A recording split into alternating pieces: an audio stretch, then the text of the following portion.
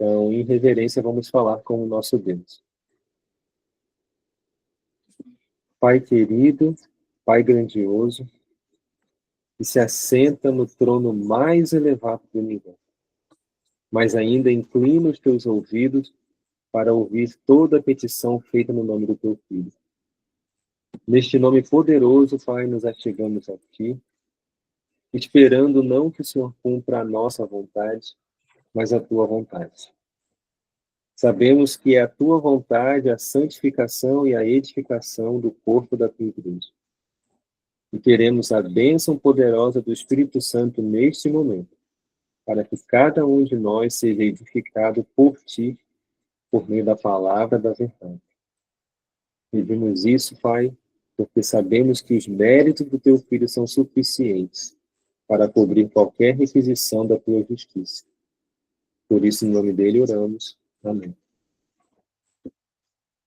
Bom, vou compartilhar minha tela aqui, para os irmãos poderem acompanhar os textos comigo.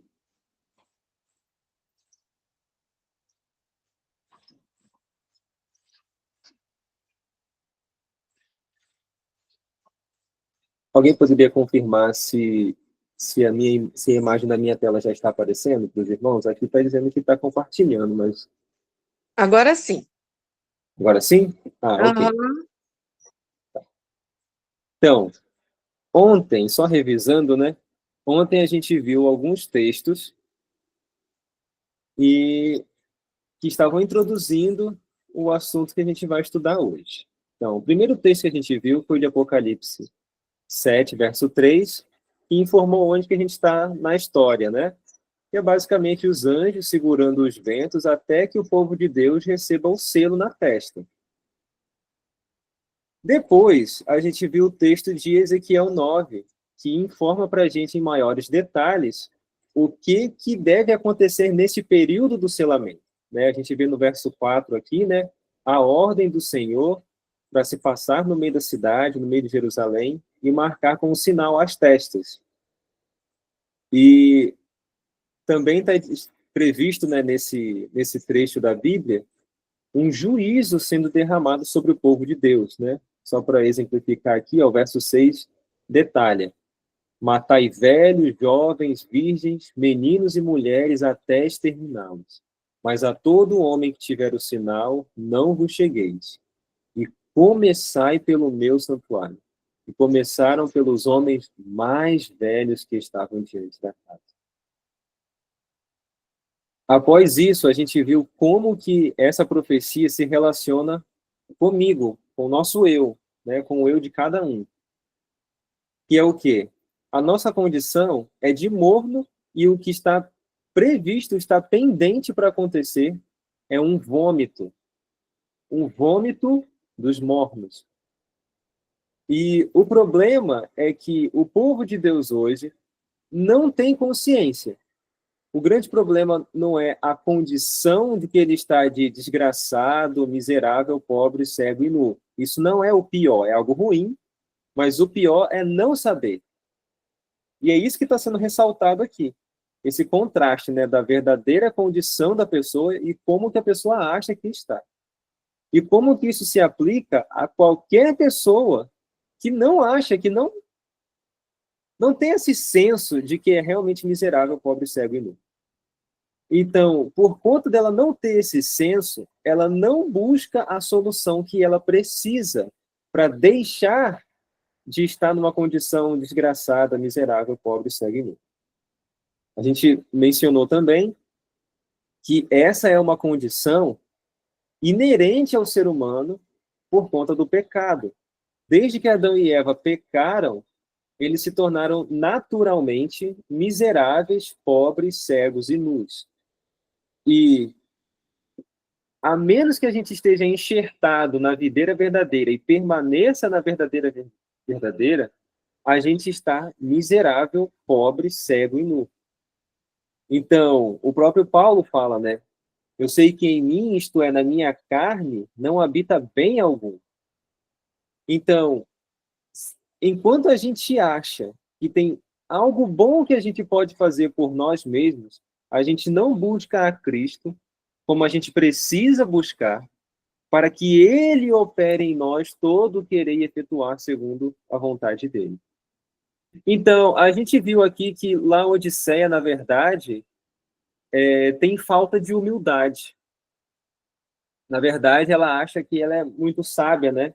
Ela acha que ela já entende como que ela realmente está. Então, a gente viu detalhes aqui da condição de Laodiceia em Provérbios e Miqueias, né? Que Laodiceia é sábia aos seus próprios olhos e que, na verdade, a gente pode esperar mais do tolo do que de Laodiceia. E a gente viu também que há uma verdadeira sabedoria que Deus reserva para o seu povo. Está escrito em Miqueias 6:9. A voz do Senhor clama à cidade, e o que é sábio verá o teu nome. E esse texto de Miqueias 6, verso 9, vai fazer mais sentido no estudo de amanhã, né? Mas aqui está escrito algo muito importante para Laodiceia. Ouvi a vara e quem a ordenou. Na mensagem da igreja da Laodiceia, a gente tem o versículo, né? Que diz, repreendo e castigo a quem amo. Sê, pois, zeloso e arrepende. Então, a gente viu que sábio é aquele que atende ao apelo de Deus em Laodiceia. Então, o que é sábio verá o nome do Senhor. E aqui a gente vê alguns textos que contrastam a verdadeira e a falsa sabedoria. Então, há uma falsa sabedoria que é aquela que acredita que é sábio em si mesmo, né? E há uma repreensão contra isso, que diz assim, Romanos 12, verso 16, sede unânimes entre vós, não ambicioneis coisas altas, mas acomodai-vos às humildes, e não sejais sábios em vós mesmos. E a gente vê aqui que não há verdadeira sabedoria enquanto há uma rejeição da palavra do Senhor. Porque está escrito, os sábios são envergonhados e espantados. Que sábios isso daqui? São sábios aos olhos de Deus? Não. São sábios aos olhos do mundo, aos olhos do homem natural, aos olhos do diabo, digamos assim. Mas isso não é verdadeira sabedoria. Não é à toa que diz, eis que rejeitaram a palavra do Senhor. Que sabedoria, pois, têm eles? Como isso se conecta conosco? Não tem como haver sabedoria em nós enquanto a gente está rejeitando, em alguma medida, a palavra do Senhor direcionada a nós por meio da carta a Laodiceia. E aqui os irmãos podem ler com calma depois o texto de Tiago, né? Só revisando mesmo. Está dizendo que a verdadeira sabedoria ela é manifestada por meio da nossa vida prática. Então, como é que a gente pode fazer para saber se a gente é verdadeiramente sábio ou não? É muito simples. A gente olha para a nossa vida na prática e compara com a vida de Cristo. Se tem alguma diferença, se eu estou vivendo de maneira diferente da que Cristo viveria se estivesse no meu lugar, significa que eu não sou sábio. Significa que eu não estou vivendo de toda a palavra que sai da boca de Deus. Significa que eu estou rejeitando a sabedoria, que eu estou rejeitando a Cristo. Então, quando a gente olha para a vida de Laodiceia, o que a gente vê? É diferente da vida de Cristo, é extremamente diferente da vida de Cristo. Significa que Laodiceia não é sábio. Então, quando eu olho para a minha vida e eu vejo comportamentos, pensamentos, palavras que não estão em harmonia com Cristo, significa que eu não estou sendo sábio. E que, na verdade, o que está pendendo sobre a minha cabeça é um juízo da parte de Deus. Que a gente viu em Ezequiel, né? Os homens com as armas destruidoras. Isso é muito sério. Então, a gente viu que Deus preparou uma solução para a igreja de Laodiceia. Né? Na carta a Laodiceia, tem ali a solução, mas ele preparou a mesma essência que tem no conselho ali da carta de Laodiceia, está em maiores detalhes, em maior abundância, digamos assim, no livro de Provérbios. E a gente analisou ontem o verso 1, o primeiro verso do livro de Provérbios. E a gente viu que esse verso aqui não estava se referindo apenas ao filho literal, né? O Salomão histórico, filho de Davi, que era rei de Israel. A gente viu que, na verdade, isso daqui era uma referência a Cristo. E Cristo sempre tratava das Escrituras, mostrando como que elas se referiam, na verdade, a ele.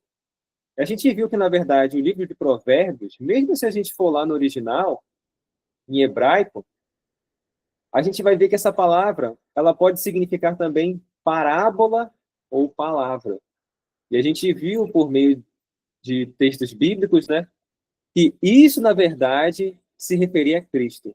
O Messias sempre abriria sua boca em parábolas. E essa profecia, que é de Salmo 78:1, usa a mesma palavra que é usada no livro de Provérbios, que é traduzido para o português pelo termo provérbios. Então, provérbios pode significar parábola. Outra coisa, Salomão significa paz, que vem da palavra shalom, que é completo, integral, né? Um bem-estar, uma satisfação, uma vida plena. E a gente viu por diversos textos bíblicos que isso também se referia a Cristo, o príncipe da paz, etc.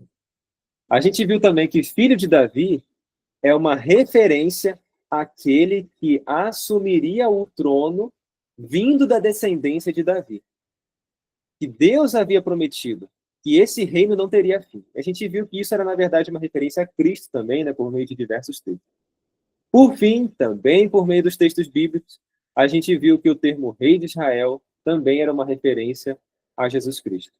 Em outras palavras, o livro de Provérbios, a gente poderia ler esse verso aqui, significando da seguinte forma, que esse era um livro trazendo as parábolas e a palavra, isso é muito importante, porque a palavra, pela palavra do Senhor foram criados os céus e a terra. Né? E pela palavra do Senhor, os céus e a terra serão restaurados ao plano original. Então, a palavra de Deus tem poder para realizar o que ela se propõe a realizar.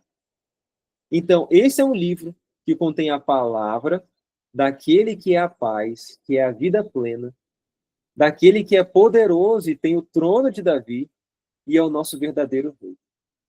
Então, está escrito que, por conta dos juízos que estão pendentes sobre o povo, os corações ficam perturbados. Mas Deus oferece a paz para cada um daqueles que se identificam como Laodiceia, oferecendo para eles diversas palavras com o poder necessário para mudar a condição de Laodiceia. Em outras palavras, se a gente estudar o livro de Provérbios da maneira que Deus deseja que a gente estude, ele vai transformar, ele vai mudar a nossa condição. Ele vai preparar um povo para subsistir no grande dia de Deus. E a gente viu, por fim, ontem, uma promessa, que era de Daniel 12, verso 3, que é: os que forem sábios resplandecerão como o fulgor do firmamento, e os que a muitos ensinam a justiça, como as estrelas sempre e eternamente. Então, aqui uma mensagem de ânimo para que a gente busque a sabedoria. E eu fiquei devendo para os irmãos ontem a referência de um texto do Espírito de Profecia. E eu trouxe aqui para os irmãos. Está escrito assim, ó. Em todo o seu trato com o seu povo, o objetivo de Deus é a santificação da igreja. Ele os escolheu desde a eternidade para que fossem santos. Deu-lhe seu filho para morrer por eles, a fim de que pudessem ser santificados pela obediência à verdade. Eu mencionei essa citação aqui porque muitas vezes há uma má compreensão de que a santificação é a gente, vamos supor, a gente cai em certas tentações, mas não cai em outras tentações. Então, a santificação seria a gente ir deixando de cair cada vez mais em certas tentações, e isso seria a santificação. Mas a gente viu que, na verdade, isso não é a verdadeira santificação. Isso é uma compreensão enganosa que tem as suas raízes lá no evolucionismo. em contraste com o criacionismo. O evolucionismo prega, ensina que você parte de algo ruim e você vai melhorando aos poucos, né, para algo melhor. Mas a criação prega que no começo era algo sem forma, vazio, em trevas. Em outras palavras, naturalmente, na natureza ali, não havia nada que poderia mudar a condição da criação naquele momento. O que operou essa mudança foi a palavra de Deus, foi o poder da palavra. E quando a palavra foi recebida pela criação inanimada, toda a condição, toda a circunstância mudou imediatamente. E disse Deus: haja luz, e houve luz. Então, à medida que a criação inanimada foi recebendo a palavra, a condição dela ia mudando imediatamente. Da mesma forma é a recriação, ou seja, a redenção da humanidade. A criação animada, digamos assim. À medida em que a gente recebe verdadeiramente a palavra de Deus, aquilo opera uma mudança imediata. Em outras palavras, naturalmente eu não tenho a mínima condição de obedecer à vontade de Deus, à lei de Deus, que é amor. Mas pelo poder da palavra, eu me torno habilitado a obedecer. Porque está escrito: sem mim nada podeis fazer, mas tudo posso naquele que me fortalece. Então, a gente vê que o problema da gente não obedecer constantemente à verdade não é que Deus está retardando o cumprimento disso. Na verdade, nós é quem estamos sendo tardios em rejeitar todo o nosso eu para aceitar completamente a Cristo. Porque a gente não pode servir a dois senhores. Não pode no sentido de proibido apenas. Não pode no sentido de impossível. É impossível a gente estar servindo a dois senhores. Então não tem como a gente estar servindo o nosso eu e servindo a Deus ao mesmo tempo.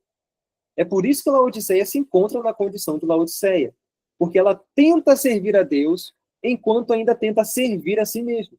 Então, a santificação, ela acontece pela obediência à verdade. Quando a gente é enxertado na videira verdadeira e permanece nessa videira, dando os frutos do Espírito e não os frutos da carne, isso é verdadeira santificação.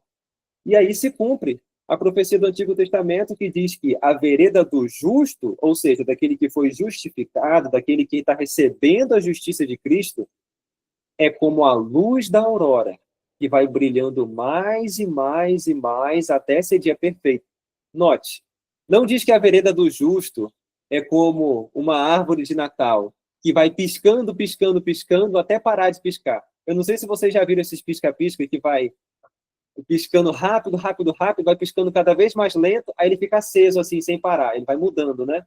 Tem muita gente que acha que a vida cristã é isso. Ora você obedece a Deus, ora você desobedece a Deus, e isso é santificação. Não, isso não é santificação. E por que eu estou enfatizando nesse ponto, antes da gente seguir na parte do estudo de hoje, né? Porque, na verdade, isso revela a gravidade da nossa decadência como povo de Deus. Quando a gente vê a igreja apostólica, a igreja que tinha a aprovação de Deus, a gente vê que ela saía vencendo e para vencer. Estava escrito assim: isso vos escrevo para que não pequeis. Mas se todavia pecar, temos um advogado junto ao Pai. Ou seja, o pecado era algo que não deveria acontecer, mas caso acontecesse, a gente tinha uma margem de segurança provida pela intercessão de Cristo no santuário. Todavia, a gente está vivendo num tempo em que o objetivo de Deus é finalmente apresentar uma igreja diante do Pai sem ruga, nem mácula, nem coisa semelhante, para que ele finalize o seu trabalho de intercessão. E sem intercessão não há perdão de pecados. Então, o que Deus deseja realizar hoje? A expiação, a purificação do santuário da sua igreja, ou seja, remover todo o pecado. Quando que ele deseja realizar isso? Hoje.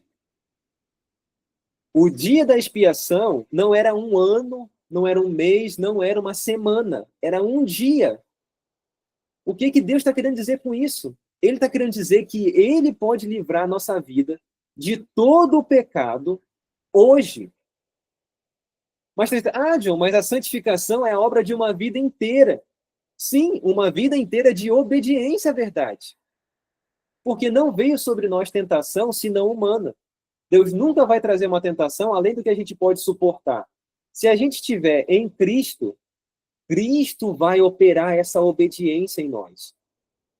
Um pecado que acontece na vida do cristão é um sintoma, é uma evidência de que ele está desconectado de Cristo. Não é uma evidência de que a gente ainda não está devidamente preparado, ainda não há força suficiente para resistir à tentação. Significa que, ainda que haja a força necessária para resistir à tentação, a gente está desprezando essa força e resolvendo viver por nós mesmos.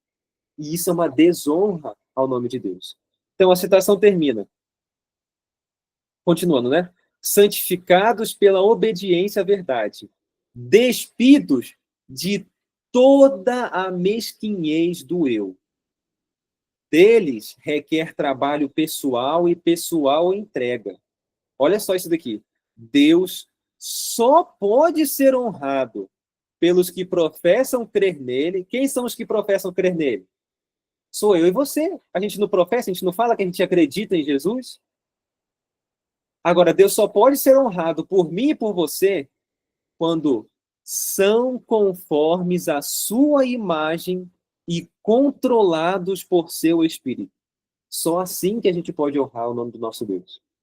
Então, como testemunhas do Salvador, podem tornar conhecido o que a graça divina fez por eles. Era isso que acontecia na Igreja Apostólica, e é isso que tem que acontecer comigo e com você, não amanhã, não semana que vem, mas hoje. Entende? Isso, se a vitória sobre o pecado tem que acontecer hoje, sejamos sinceros, isso muda a forma como a gente tem que buscar o nosso Deus. Imagina se você só tivesse o dia de hoje para estar totalmente em paz com Deus, assim como lá no tempo do povo de Israel, eles tinham o dia da expiação e não podia passar daquele dia a paz que eles deveriam estar com Deus. Todo o pecado tinha que ter sido confessado e abandonado. Eles tinham só aquele dia era o prazo limite. E assim é conosco hoje. Hoje, se ouvirdes a sua voz, não endureçais o vosso coração. A gente só tem hoje para vencer o pecado. A gente precisa ter consciência disso. Muitas vezes a gente conta com o amanhã para vencer o pecado. Isso é um engano satânico. Isso é um engano satânico para fazer a gente se acomodar na nossa condição e ainda achar que está tudo bem, que a gente não tem falta de nada. Tá entendendo? Como que essa mensagem visa levar a gente não ao desespero, mas levar a gente a buscar a Cristo desesperadamente.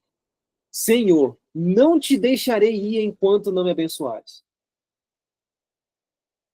Hoje é o dia da expiação para mim e para você. Então, quando a gente entende isso, a gente entende com que fome, com que ansiedade, com que sede a gente deve buscar e aceitar todas as providências de Deus para suprir as nossas necessidades espirituais hoje. Nós estamos faltos de sabedoria e o Senhor providenciou, como a gente viu no estudo de ontem, essa sabedoria que a gente precisa no livro de Provérbios. E hoje a gente vai ver um pouquinho. Não são muitos textos, a gente só vai ler alguns versos ali de Provérbios, mas procurar extrair. Ontem a gente só leu o verso 1 de Provérbios, né? Hoje a gente vai ler um pouco mais. A gente vai procurar extrair, e na verdade o objetivo é que os irmãos se sintam animados aí cavando a verdade como a tesouros escondidos, né? E eu faço um convite especial para fazermos isso no livro de Provérbios. Então, vamos agora para o livro de Provérbios. Provérbios de Salomão, filho de Davi, rei de Israel. Esse verso nós analisamos ontem. Então, a gente vai ver que esse livro, ele começa com algumas orientações gerais de como Deus deseja que esse livro seja enxergado. Então, vamos ver.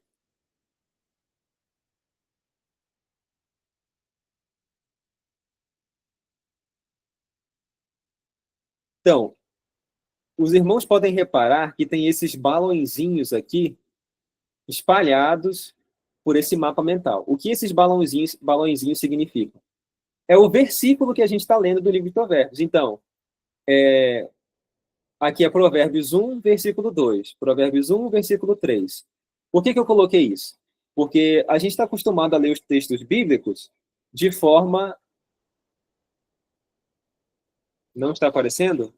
Deixa eu voltar aqui.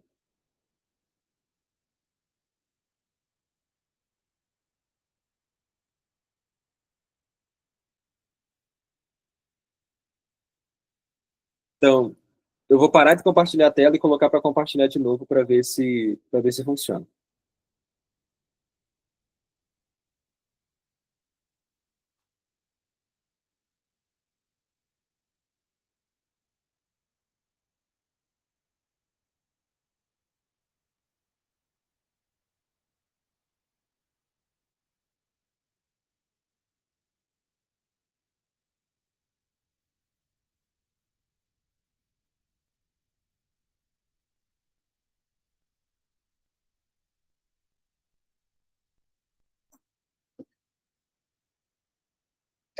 Todos conseguem ver? Sim?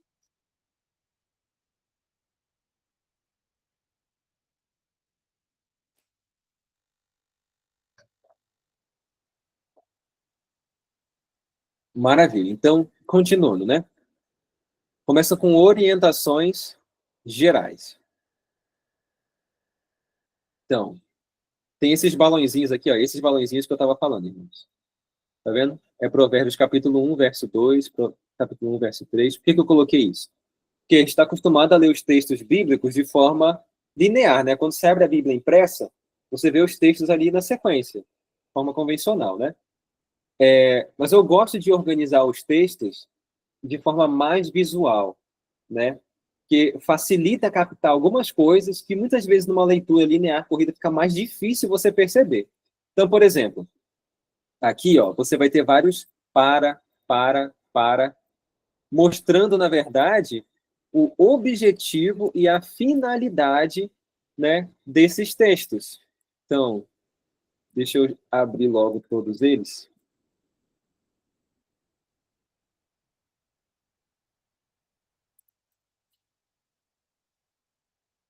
Ó, a gente começa vendo aqui, ó, no versículo 2. Para que são essas palavras, essas parábolas que vêm daquele que é a paz, de Jesus Cristo, né, para cada um de nós?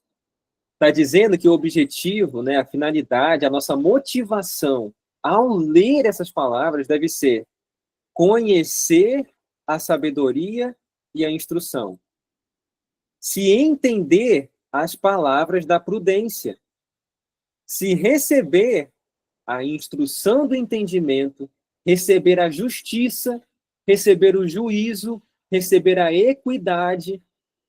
E não só isso, esse livro serve para dar aos simples a prudência. O que é aos simples? A prudência. Aqui a gente vê que os simples são aqueles que não têm prudência. Ou seja, aqueles que vão vivendo a vida cristã sem entender aonde que ele está se colocando, os riscos que ele está assumindo desnecessariamente. Já viu uma criança quando vai lidar com uma coisa que ela não sabe o perigo? E ela vai fazendo um monte de coisa perigosa assim, sem nem ter consciência? E quantas vezes a gente não faz isso na nossa vida cristã? Em contraste, me lembrei agora da história de João Batista. Ellen White fala que João Batista chegou a um ponto de consagração, tinha uma rotina de consagração tão grande que ele conseguia perceber espiritualmente quando Satanás estava se aproximando para tentar ele. Quando Satanás estava se aproximando com alguma armadilha, com algum perigo. Ele tinha essa percepção, ele tinha esse senso. Por quê? Ele tinha a prudência verdadeira que o Espírito Santo concede. E eu e você precisamos ter isso. Porque Deus está procurando um povo que é irrepreensível, que consegue andar com Deus e ele deve ser livrado de tropeçar. Então ele tem que estar o quê? Atento. Opa, isso daqui, ó, é a aparência do mal. Então, esse livro, se a gente estudar na maneira que Deus deseja, ele produz para a gente, produz em nós essa prudência. Porque a palavra tem o poder para realizar. Então, ele dá aos moços conhecimento e bom siso. Eu não sei se os irmãos lembram de lá em 1 Coríntios 13, no final, está falando assim, ó, quando eu era menino, fazia as coisas de menino. Mas logo que cheguei a ser homem, deixei as coisas de menino. Paulo também fala sobre a necessidade de sermos apresentados diante de Deus como varão perfeito. A estatura de varão perfeito em Cristo Jesus. Então, o que é os moços aqui de Provérbios 1, verso 4? São aqueles que não têm maturidade espiritual. Um ser maduro espiritualmente é Cristo Jesus. Um ser imaturo espiritualmente é aquele que está recém-nascido, né, na vida espiritual. Ainda não tem muito discernimento, ainda não tem muito senso, ainda não tem muita prudência. Então, o livro de Provérbios tem o poder de conceder a maturidade espiritual que nós precisamos. Tem o poder de nos tornar varões perfeitos em Cristo Jesus, se recebermos essas palavras com fé. Então, quem será beneficiado com essas palavras, com essas parábolas, com essas mensagens do livro de Provérbios? O sábio e o entendido. Vamos ver isso em detalhes aqui.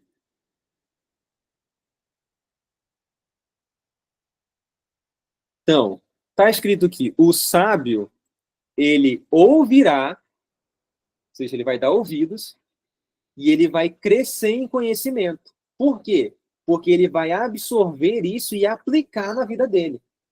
Na Bíblia, a gente só conhece alguma coisa, na perspectiva bíblica, a gente só conhece alguma coisa quando a gente vive isso, quando a gente experiencia isso na prática. Os irmãos terem noção. Está escrito lá em Gênesis que quando Adão conheceu a Eva, ela concebeu e deu à luz a Caim. Olha como a Bíblia coloca o conceito de conhecimento como algo profundamente prático, algo que você experiencia. Então, como que Adão conheceu a Eva? Foi quando ele ouviu falar de Eva, quando ele começou a escrever coisas sobre Eva, quando ele começou a falar sobre Eva, ou quando ele se relacionou com Eva, quando Eva passou a ser parte da vida dele. Entende a diferença? Então, quando que a gente cresce em conhecimento? É quando as informações, a palavra é aceita e aplicada na nossa vida prática. Eu tenho que ler as orientações da Bíblia como exatamente o que Deus quer que aconteça na nossa vida hoje. Então, assim que a gente deve ler o livro de Provérbios. Então, o que mais? O entendido adquirirá sábios conselhos. Note, conselhos não são algo opcional, no sentido de, se você aceitar, bom, mas se você não aceitar, tudo bem também. Não. Rejeitar os conselhos de Deus é rejeitar a sabedoria de Deus. É preferir a ignorância, é preferir a tolice, a burrice mesmo. Então, todos os conselhos de Deus, seja na Bíblia, seja no Espírito de Profecia, todos os conselhos de Deus devem ser estritamente. Só assim a gente é verdadeiramente sábio, só assim a gente escapa da condenação. Então, aqui o texto segue dizendo para que que a gente deve fazer isso, ter essa postura, né, de ouvir, absorver, adquirir os conselhos. Porque só quando a gente absorve isso, quando a gente atende aos conselhos, às repreensões, só assim é que a gente entende os provérbios ou as parábolas, os símbolos que Deus usa na sua palavra, que muitas vezes não ficam claros para a gente. No Novo Testamento tem muita coisa, mas no Antigo Testamento, irmãos, tem muitos símbolos, muitas imagens que a gente negligencia e que são extremamente relevantes para o povo de Deus hoje, exatamente hoje. Então, só a gente atendendo a esses conselhos, a gente entende os provérbios e a sua interpretação. E no livro de Provérbios, a gente vai ver que tem vários símbolos que parecem que estão totalmente desconectados. Mas, na verdade, tudo ali tem uma relevância e tudo vai se encaixando de maneira maravilhosa. Mas a gente só entende isso quando a gente tem essa postura. Então, só assim a gente entende as palavras dos sábios e as suas proposições. Ou seja, aquilo que ele está propondo que a gente considere na nossa mente. Muitas vezes as palavras de Cristo não são devidamente compreendidas por nós. As palavras dos profetas não são compreendidas. Por quê? Porque a gente não está seguindo esse passo a passo que Deus está informando para a gente aqui no livro de Provérbios. Então, na sequência, depois de dar essas orientações gerais de como a gente deve lidar com o livro de Provérbios, o Senhor estabelece aqui um contraste. Olha só. Deixa eu abrir os textos aqui. Aqui diz em Provérbios, capítulo 1, no versículo 7, que o temor do Senhor é o princípio do verdadeiro conhecimento.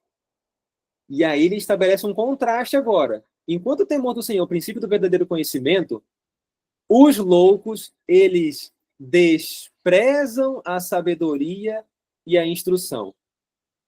O que significa desprezar a sabedoria e a instrução? Significa rejeitar, necessariamente? Só se eu estiver rejeitando, só se eu falar, não, eu não quero a sabedoria, ou eu acho que isso daí está errado. É só assim que a gente está desprezando a sabedoria? Não. O desprezo também se manifesta quando a gente dá prioridade a outras coisas ao invés disso.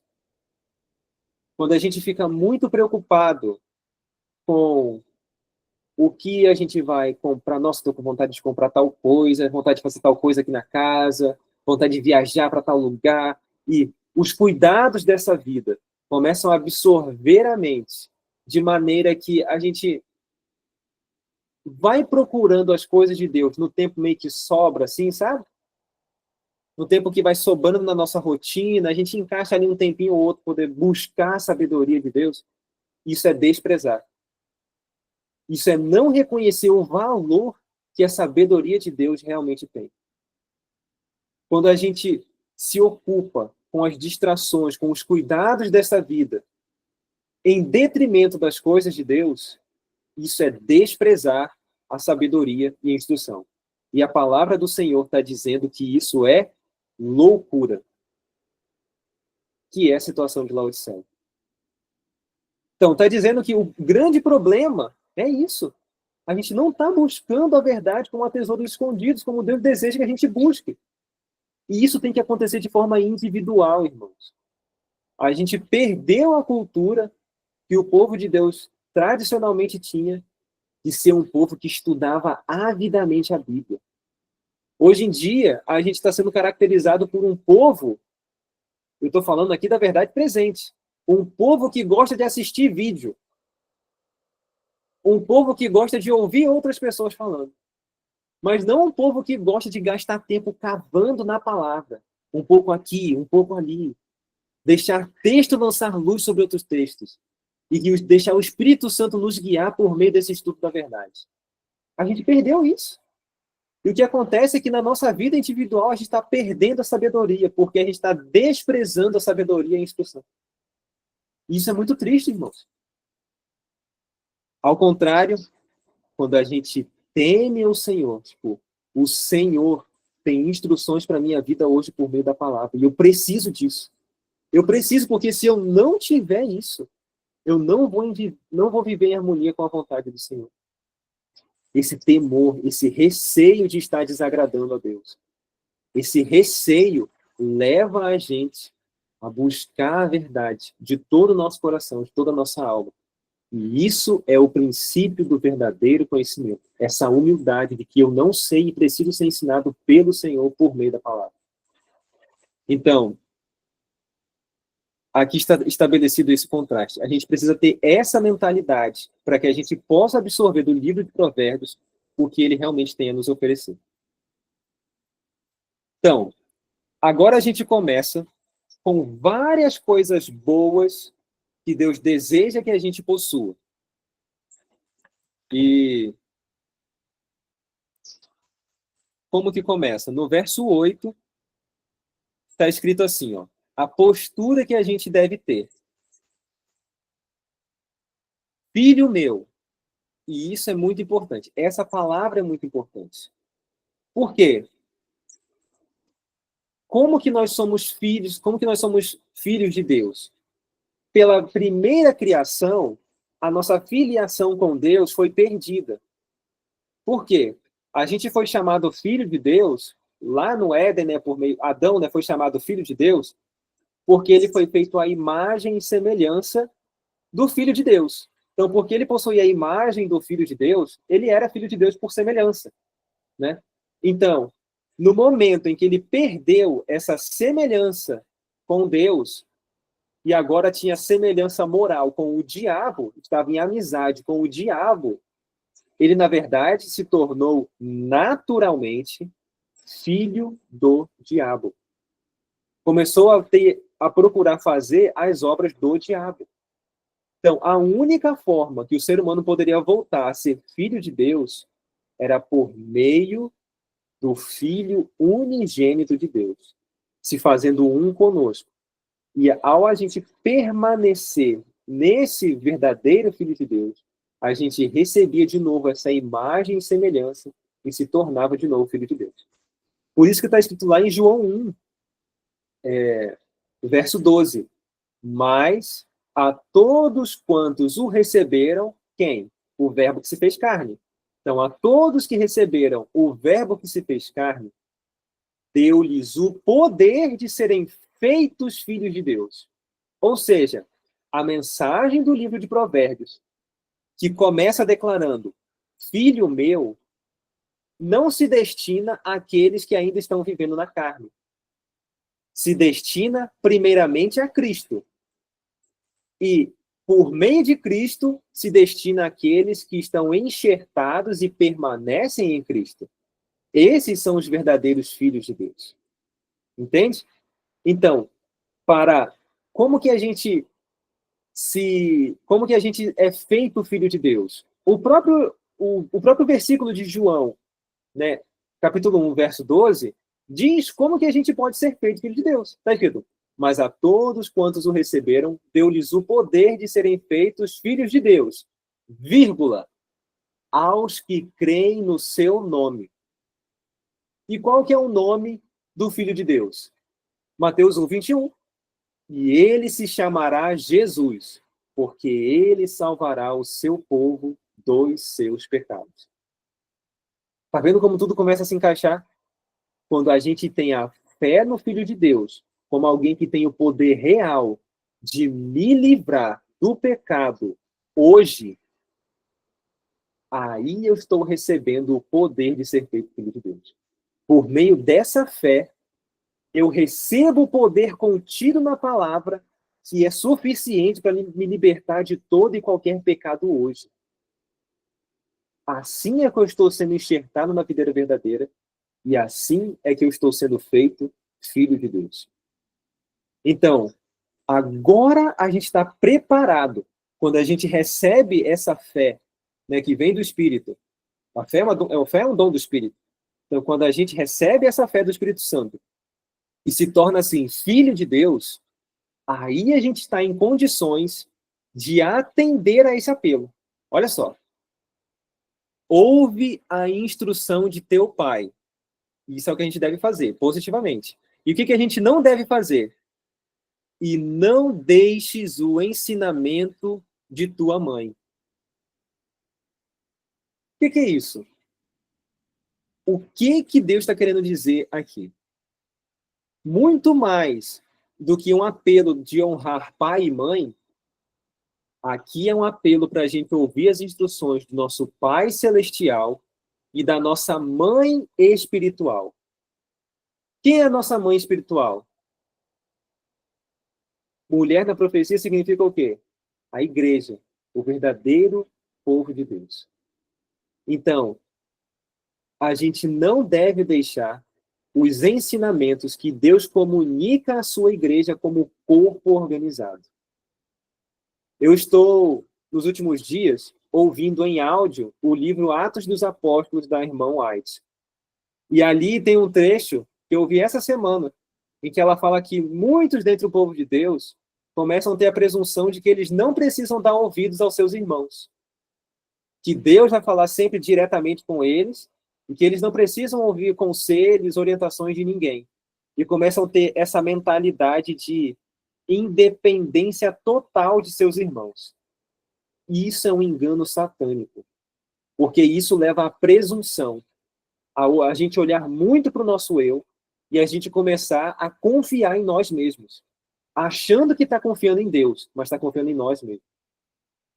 Então, aqui traz essa postura de equilíbrio, em que nós devemos buscar sabedoria do Pai Celestial, mas não rejeitar aos apelos, conselhos e admoestações que o Pai está nos dando por meio dos nossos irmãos. Isso nos leva a uma postura de quê? Humildade. Humildade em relação a Deus, humildade em relação aos irmãos. E qual que é o motivo, como que eu posso dizer?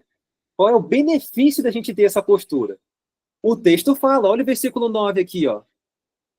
Porque se a gente fizer isso, se a gente tiver essa postura, isso vai ser como diadema gracioso em sua cabeça e colares ao teu pescoço. O que é isso? Quando as pessoas olhavam para alguém e tinham um diadema gracioso e tinham um colar no pescoço, o que era isso? Isso era algo admirável. Isso era algo desejável. Então, muitas vezes, as pessoas ao nosso redor olham para a nossa vida e não veem coisas assim admiráveis, sabe? Não veem para a nossa vida como uma vida que elas gostariam de ter. Em outras palavras, muitas vezes a nossa vida cristã não está recomendando o cristianismo para as outras pessoas. Não está sendo uma boa propaganda, digamos assim, do evangelho para as outras pessoas. Na verdade, o que a gente mais vê no mundo hoje é pessoas que até gostariam de ser cristãos, quando olham para a Bíblia, quando olham para Jesus. Mas quando olham para os cristãos, falam assim, eu não quero essa vida aí para mim, não. Porque pensa num povo hipócrita, pensa num povo que fala de amor, mas na verdade não ama. Entende? Falta na nossa vida um diadema gracioso. Falta um colar no nosso pescoço. Falta aqueles atrativos admiráveis para aqueles que, mesmo sem conhecer a gente, só de olhar para a gente, pensam, nossa, que coisa bonita, que coisa bela.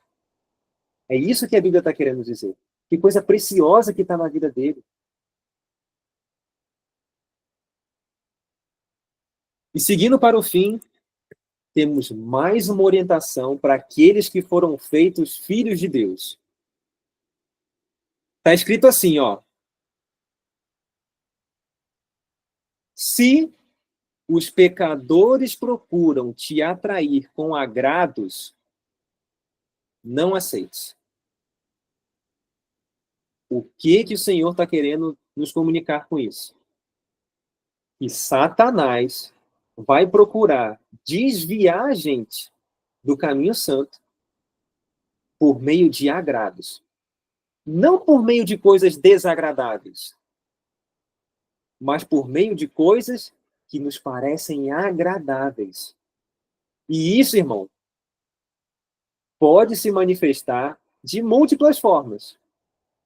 Pode ser um emprego, uma oferta de emprego que, nossa, esse salário aqui vai possibilitar isso, isso e isso.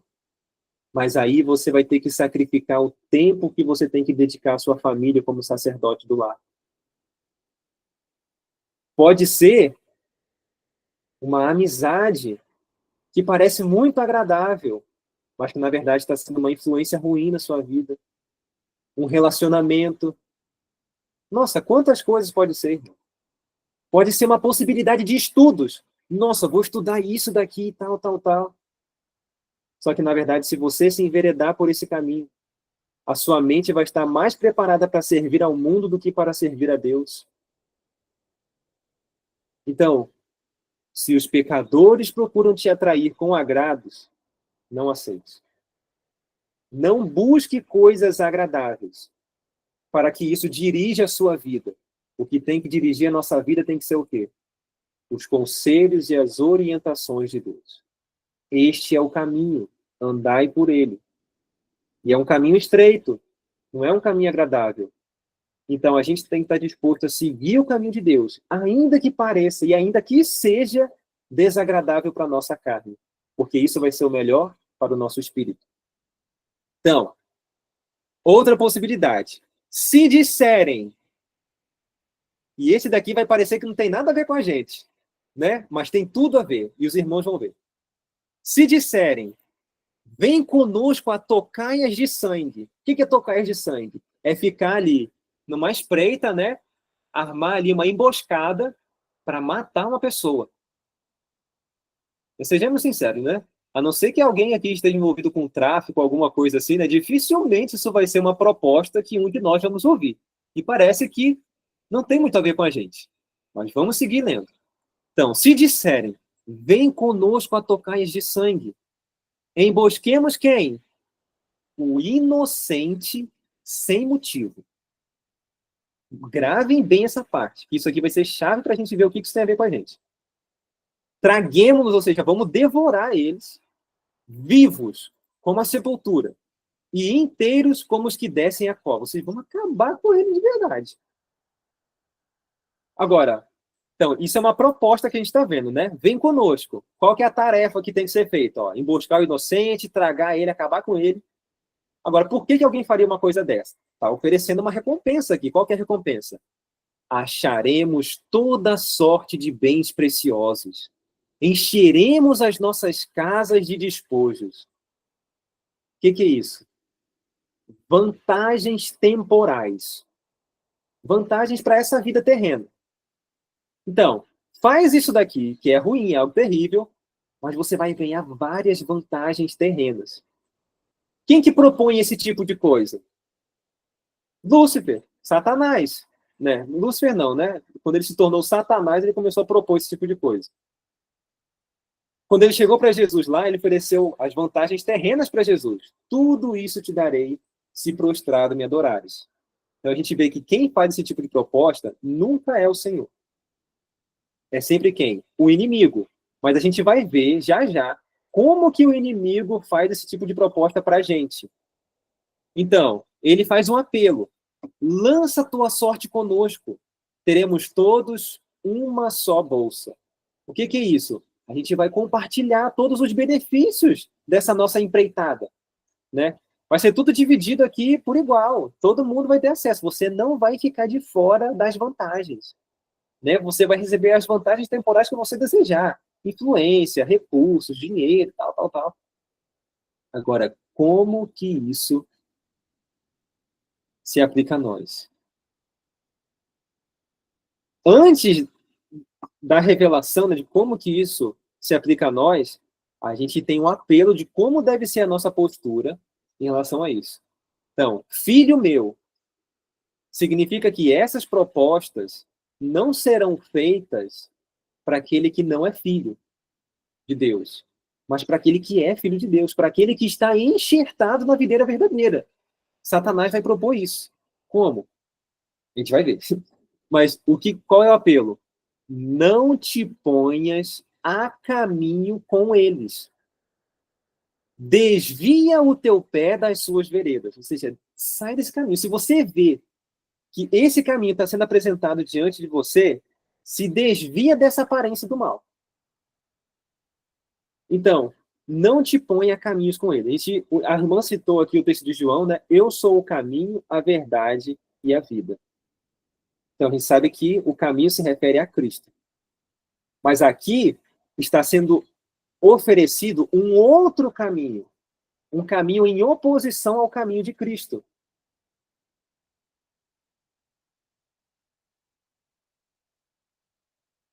Agora que eu estou vendo que a minha tela travou de novo, né? Ok. Então os irmãos não estão conseguindo ver. Eu vou parar a transmissão e vou voltar aqui de novo.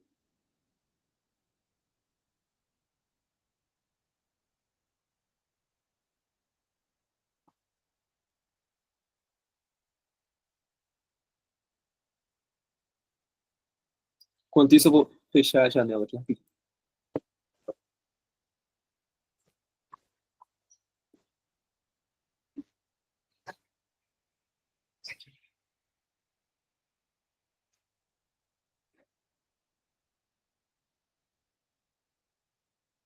Não, irmão, não tem problema, não. O problema é os irmãos estarem tendo dificuldade, às vezes, de acompanhar o raciocínio por conta de não estar com a informação clara. O importante é os irmãos, né, estarem sendo alimentados também. Então, eu agradeço muito o irmão ter me alertado. Então, voltando aqui, né? A gente estava nessa parte agora, o versículo 15, que diz assim, ó. Filho meu, não te ponhas a caminho com eles. E a gente viu aqui, né, que esse caminho está em oposição ao verdadeiro caminho. Então, não apenas tem um caminho em oposição a de Cristo, mas uma companhia a caminho com eles. E está escrito que Enoque, por exemplo, andava com quem? Com Deus. Abraão também era amigo de Deus e andava com Deus. Então, se pôr a caminho com eles, implica em deixar o verdadeiro caminho que é Cristo e deixar a companhia de Cristo. Tá entendendo? Então, qual que é a grande proposta do inimigo? Qual que é o grande objetivo dele? Separar a gente de Cristo. A grande proposta do inimigo visa isso, causar separação entre nós e Deus. Como que isso acontece? Por meio do pecado. E a gente vai ver, a gente vai entrar um pouco mais, destrinchar um pouco mais isso já já. Então, o apelo é: desvia o teu pé das suas veredas. Então, o que é isso? Desvia o seu pé de pecar. Desvia. Quando você vê uma tentação, desvia. Por quê? Porque os seus pés, ou seja, desses que estão fazendo essa proposta, correm para o mal e se apressam a derramar sangue. Sangue de quem? Do inocente. A gente vai ver. Na verdade, olha só, é inútil estender-se a rede ante os olhos de qualquer ave. E esse verso aqui, essa imagem, essa parábola, pode parecer confusa, mas o Espírito Santo nos concede a sabedoria para entender. Então, o que é isso? Imagina que você está querendo pegar uma ave. Não sei quem aqui já tentou pegar passarinho, alguma coisa assim. Mas se você coloca uma rede assim, né, na frente do passarinho, coloca uma rede no chão e tal, e espera que o passarinho vai voluntariamente se colocar na armadilha, desculpe, mas não faz sentido nenhum, né, o que você está fazendo. Porque o passarinho é muito esperto, né? Não é à toa que você tem que botar uma armadilha muito bem armada para você conseguir capturar. Mas você tentar capturar, fazer mal à ave desse jeito, não faz sentido nenhum. A ave não vai ser prejudicada por essa tentativa sua, né? Tentando capturar ela com uma rede assim de forma muito óbvia, né? Então, ó, na verdade, é inútil estender-se a rede diante dos olhos de qualquer ave. No entanto, estes armam ciladas contra o seu próprio sangue e espreitam suas próprias vidas. Olha só. Então, na verdade, essas tentativas de fazer mal ao inocente, no final das contas, não redundarão em mal ao inocente, mas redundarão em mal para aqueles que estão procurando prejudicar o inocente. E a gente tem versos bíblicos que confirmam isso na esfera espiritual, inclusive. Ó, abrindo aqui brevemente para considerar com os irmãos, olha, Provérbios 26, 27, vai dizer assim, ó, o que cava uma cova cairá nela, e o que revolve a pedra, esta voltará sobre ele. Eclesiastes também vai informar, quem abrir uma cova, nela cairá, e quem romper um muro, uma cobra o morderá. Provérbios 28, 10. O que faz com que os retos errem por mau caminho, ele mesmo cairá na sua cova, mas os bons herdarão o bem. E por fim, Salmo 57, verso 6. Armaram uma rede aos meus passos. A minha alma está abatida. Cavaram-me uma cova diante de mim. Porém, eles mesmos caíram no meio dela. Em última instância, quem que está tentando prejudicar quem? Satanás está procurando prejudicar Cristo. Lembra que ele era homicida desde o princípio, tentando matar aquele que é verdadeiramente inocente, que não tem pecado algum? Na verdade, esses textos aqui, que falam sobre emboscar o inocente sem motivo, na verdade, é uma forma de ilustrar as propostas que Satanás fazem para todos aqueles a quem eles se apresentam, né? Para se unirem a ele na obra de prejudicar a Cristo, o grande inocente, a derramar o sangue de Cristo. No final das contas, Cristo sairá como vencedor, como soberano sobre o universo. E Satanás será o bode Azazel, que receberá todo o pecado do povo de Deus sobre a cabeça dele. Tá vendo? Satanás procurou cavar uma cova para prejudicar Cristo, mas na verdade ele vai cair nessa cova. Então, são assim as veredas de todo aquele que usa de cobiça. Satanás, a raiz, cobiçou aquilo que Cristo sabia que não era o melhor para ele, Lúcifer. Mas ele ainda assim quis. Ele queria se assentar no trono, ele queria estar lá nas alturas e tal. Queria buscar os seus próprios interesses. Ele foi cobiçoso. E assim, ele tenta a cada um de seus ramos. Lembra? Satanás é a raiz e tem os ramos. Assim, ele procura conduzir também cada um dos seus ramos a seguir por esse caminho de cobiça, de buscar os próprios interesses, ao invés de buscar sempre os interesses do Pai Celestial, que é o melhor para todos. Então, qual que é a consequência da gente usar de cobiça, buscar os próprios interesses? A cobiça põe a perder a alma de todos os que a possuem. E agora, irmãos, para encerrar, a gente vai ver como que isso se encaixa conosco. E a gente vai ver isso por meio dessas citações do Espírito de Profecia.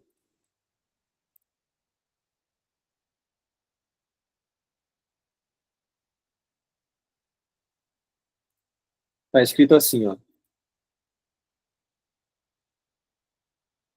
Em virtude das leis de Deus na natureza, os efeitos seguem as causas com certeza invariável.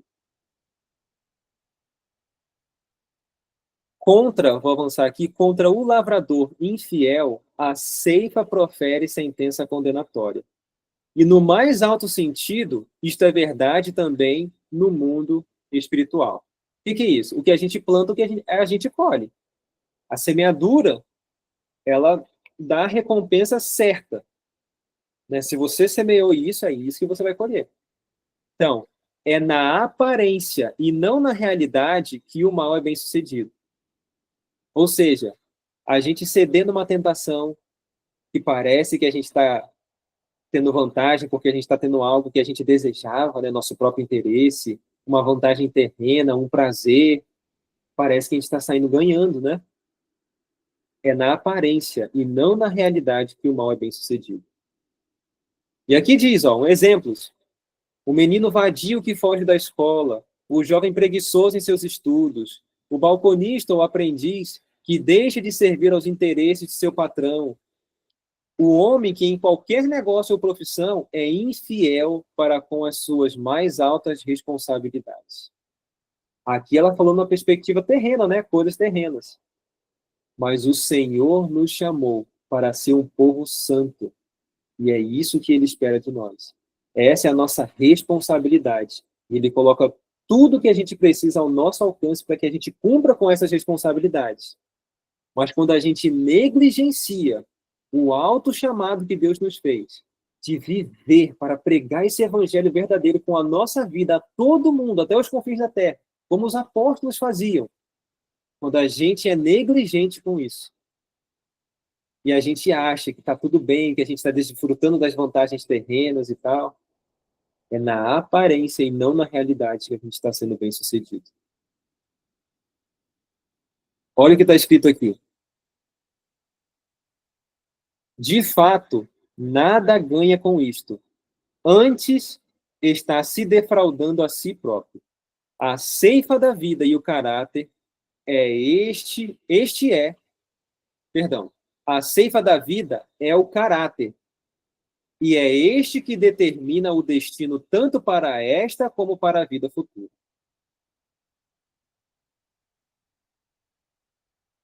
E olha como tem tudo a ver o que a gente está falando do egoísmo, de buscar os próprios interesses.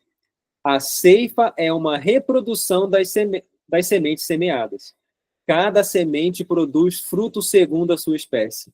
Assim é com os traços de caráter que acariciamos. Egoísmo, amor próprio, presunção, condescendência própria, reproduzem-se e o fim é miséria e ruína.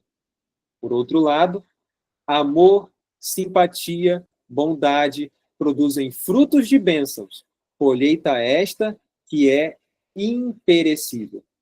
E isso aqui é um trecho da meditação, inclusive a meditação que eu li hoje, né? Uma meditação maravilhosa, e eu vi como que Deus foi conduzindo para tudo se encaixar. Na sequência dessa meditação, os irmãos podem ler depois, a irmã White vai falar como que as sementes elas vão se reproduzindo e se multiplicando. E que se você pegar uma semente e for plantando, e aí você colhe, planta de novo essa semente, ou seja, vai multiplicando isso, em poucas colheitas, digamos assim, você consegue varrer o país inteiro. E ela fala que assim são com as sementes que a gente planta, seja a má semente de egoísmo ou com a boa semente de amor abnegado. Significa que cada uma das nossas ações, sejam de obediência, seja de desobediência, não afetam apenas a nossa vida. Estão afetando todo o nosso círculo de influência.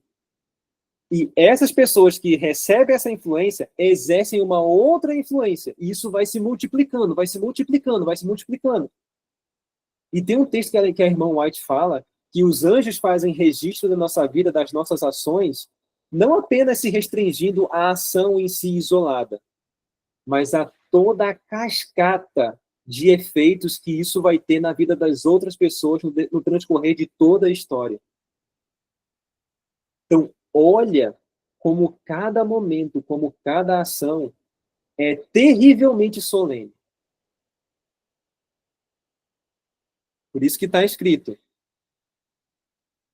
bem-aventurados os mansos, aqueles que vivem em mansidão, que andam em mansidão.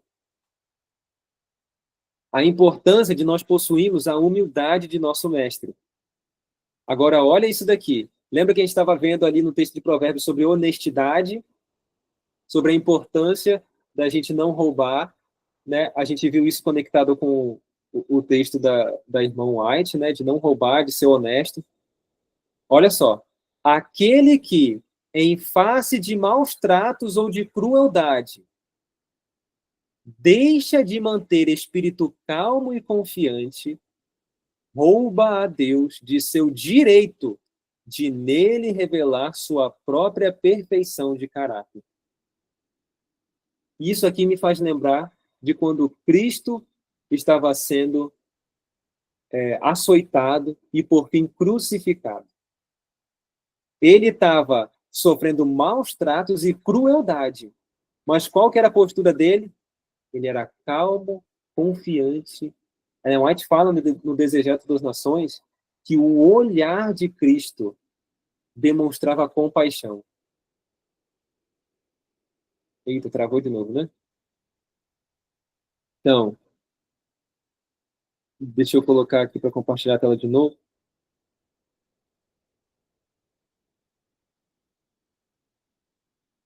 A irmã White fala que, em face daqueles maus tratos, o olhar de Cristo para aqueles que estavam infligindo aquelas crueldades com ele era de compaixão. Cristo estava preocupado com aquelas pessoas, com a salvação delas.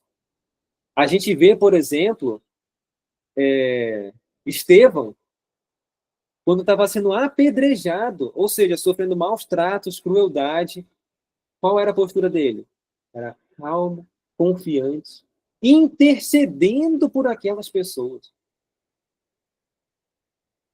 E aqui está sendo dito para mim e para você, que se a gente chega nesse ponto e a gente deixa de manifestar um espírito, de manter um espírito calmo e confiante, a gente está roubando a Deus do direito que Deus tem de manifestar na nossa vida a perfeição de caráter dele. Irmãos, se nessa situação a gente deixar de ter espírito calmo e confiante, a gente está roubando a Deus. Imagina no dia a dia, quando a gente deixa de ter paciência com o nosso filho, com a nossa esposa, com o nosso marido, com os nossos amigos, quando a gente franze um pouco a testa, quando a gente, ainda que a gente não demonstre assim de forma clara na nossa aparência, mas a gente fica ressentido no nosso coração. Se naquela situação extrema de Cristo, de Estevão, já seria um roubo a Deus, eles não terem aquela postura que eles tiveram, imagine nas pequenas situações da nossa vida.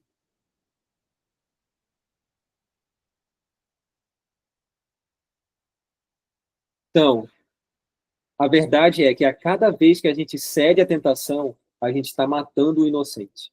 A gente está se unindo a Satanás. Por fim, olha o que Desejado fala de como foi a morte de Cristo. Muitas vezes a gente acha, né, que o que matou a Cristo foi a crucificação, foi aquela surra que deram nele, né, aqueles cravos, né? Jesus foi morto na cruz. Jesus foi morto na cruz, mas não foi morto pela cruz. Entende? Não foi a cruz que causou a morte de Cristo. Olha o que está escrito no Desejado. Não foi, porém, a lança atirada, não foi a dor da crucifixão que produziu a morte de Jesus. Aquele grito soltado com grande voz no momento da morte, a corrente de sangue e água que lhe fluiu do lado, demonstravam que ele morreu pela ruptura do coração. Olha só. Partiu-se-lhe o coração pela angústia mental. Foi morto pelo pecado do mundo.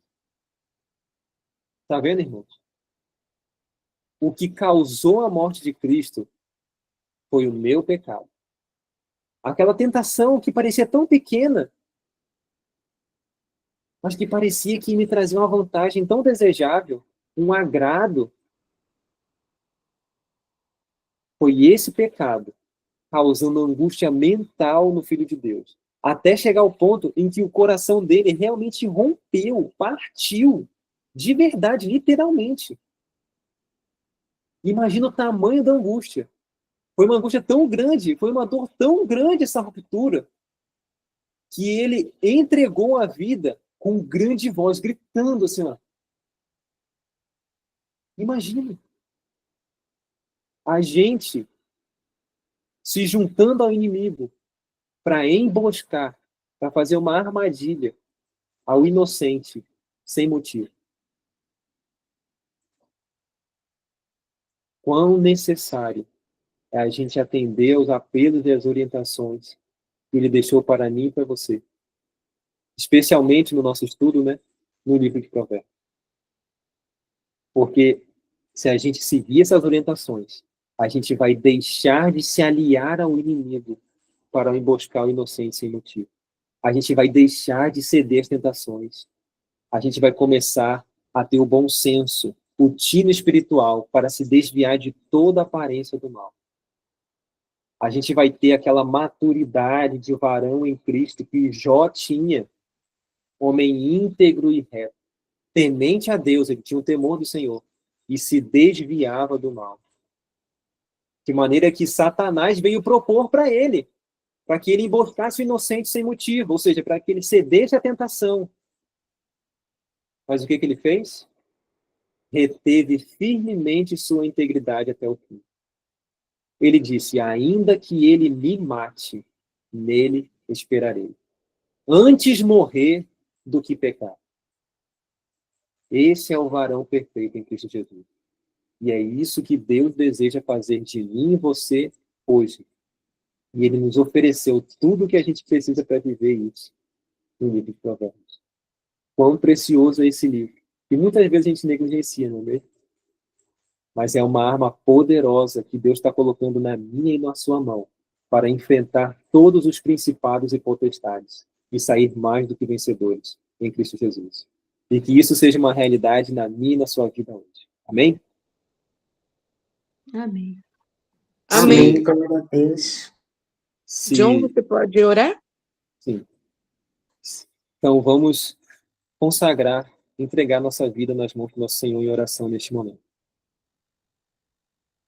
Pai querido, Pai amado, estamos aqui, Pai, porque não queremos mais te roubar do teu direito de manifestar em nós a tua perfeição de caráter. Na verdade, que nós sejamos cheios do teu Santo Espírito, de maneira que não viva mais a gente, mas Cristo viva em nós. Para isso, Pai, precisamos que o Senhor tome este coração imundo, puro, impuro, miserável, pobre, cego e nu. Pegue este coração de pedra, Pai, e transforme no coração de carne de Cristo Jesus. Nós não temos poder de entregar o nosso coração a Ti, porque, na verdade, ele não é nosso, ele é Teu. O que nós queremos, na verdade, Pai, é deixarmos de roubar esse coração que Te pertence. Deixarmos de tomar as rédeas em nossas próprias mãos e confiarmos em Ti para nos guiar a todo passo. Queremos, na verdade, com as nossas escolhas, confirmar as Tuas escolhas para nós. Nós queremos, por meio das nossas escolhas, por meio da nossa vontade, cooperar contigo, que é quem opera o querer e efetuar. O que nós queremos é deixar de atrapalhar a Tua obra. E, na verdade, confirmarmos ela por meio da aceitação da Tua palavra na nossa vida. Opere, Pai, essa obra maravilhosa. E o Senhor, que começou essa boa obra em nós, possa completá-la até o dia de Jesus Cristo. Hoje, ouvindo a Tua voz, nós não queremos endurecer o nosso coração, mas queremos convidar para que o Senhor entre e habite ali como hóspede permanente. Em nome de Jesus pedimos, oramos e agradecemos, porque sabemos que estamos pedindo a Tua vontade, e assim certamente será cumprido. Em nome de Cristo. Amém.